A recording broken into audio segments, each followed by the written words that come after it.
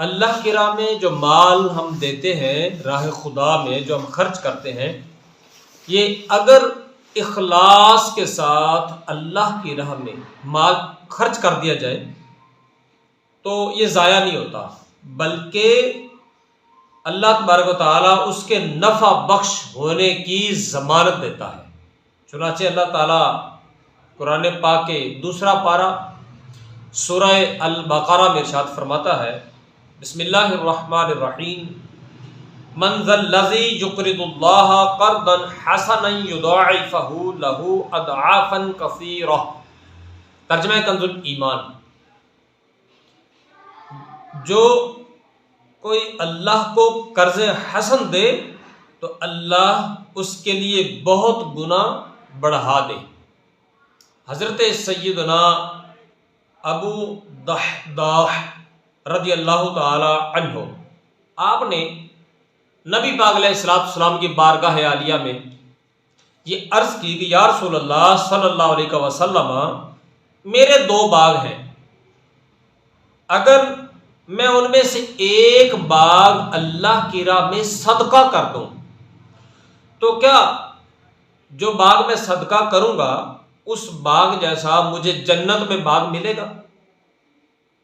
نبی پاک علیہ السلام نے ارشاد فرمایا کہ ہاں ملے گا۔ عرض کی یا رسول اللہ صلی اللہ علیہ وسلم، کیا اس باغ میں میری زوجہ بھی میرے ساتھ ہوگی؟ ارشاد فرمایا ہاں۔ پھر پوچھا کہ یا رسول اللہ صلی اللہ علیہ وسلم، کیا میرے بچے بھی میرے ساتھ ہوں گے؟ نبی پاک علیہ السلام نے ارشاد فرمایا کہ ہاں۔ جب یہ اس صحابی نے سنا تو پھر آپ رضی اللہ تعالی عنہ نے ان میں سے جو بہترین اس کا باغ تھا، جس باغ کا نام حنینہ تھا، وہ اس باغ کا نام رکھا ہوا تھا، وہ بہترین باغ تھا اس کا، اعلیٰ قسم کا، وہ باغ انہوں نے اللہ کی راہ میں صدقہ کر دیا۔ ان کے بال بچے جو ہیں اسی باغ میں رہتے تھے۔ آپ اس باغ کے دروازے پر پہنچے، باغ کے پاس پہنچے اور دروازے پر کھڑے ہو کر آواز دی اپنی بیوی کو کہ اے ام دحداح، یہاں سے نکل چلو، میں نے یہ رب کے ہاتھ بیچ دیا ہے، اب یہ باغ ہمارا نہیں رہا۔ اس سعادت مند بیوی نے کہا کہ مبارک ہو، تم نے بہترین ذات کے ساتھ بہت بڑے نفع کا سودا کیا ہے۔ اس پر من ذا الذی یہاں سے لے کر ترجعون تک یہ آیت پاک پھر اللہ تبارک تعالیٰ نے نازل فرمائی، اور در منصور میں ہے کہ اس باغ میں 600 درخت تھے جو آپ نے اللہ کی راہ میں صدقہ کر دیا۔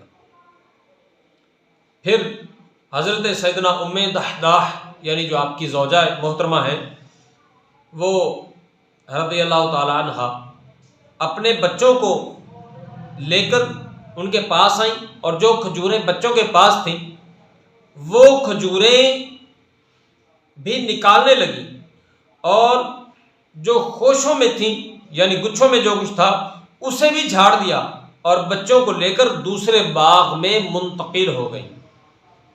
حضور نبی کریم صلی اللہ تعالی علیہ وآلہ وسلم نے فرمایا، کتنے ہی پھلوں سے لدے ہوئے بھاری بھر کم درخت اور وسیع گھر ابو دحداح کے لیے ہیں۔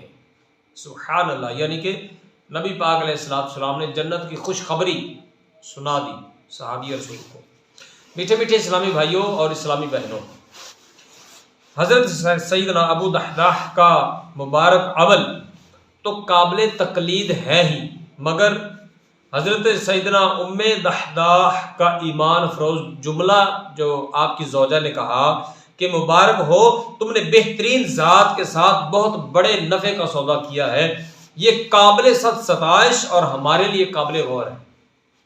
ہمیں بھی چاہیے کہ اپنے بھائیوں، والدین اور گھر کے دیگر افراد کو راہ خدا میں مال خرچ کرنے کی ترغیب دلائیں، اور ان کے خرچ کرنے پر پھر ان کی حوصلہ افزائی بھی ہمیں کرنی چاہیے۔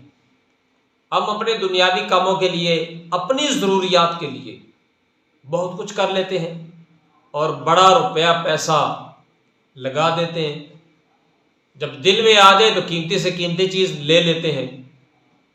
تو کیا ہی اچھا ہے کہ دنیا کا مال تو دنیا میں رہ جانا ہے، اس دنیا کے مال سے آخرت کما لی جائے تو اس سے بڑی بات ہی نہیں ہے۔ تو جو دنیا کا مال خرچ کر کے آخرت کے لیے ذخیرہ اکٹھا کرتا ہے، پھر اس کے لیے تو بڑی خوشخبری ہے۔